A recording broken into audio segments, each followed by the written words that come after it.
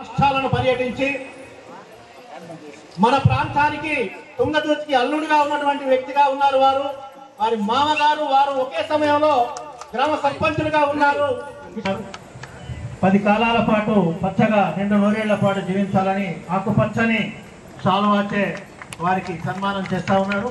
అదేవిధంగా ఒక జ్ఞాపికం కూడా వారికి అందజేయడం జరిగింది.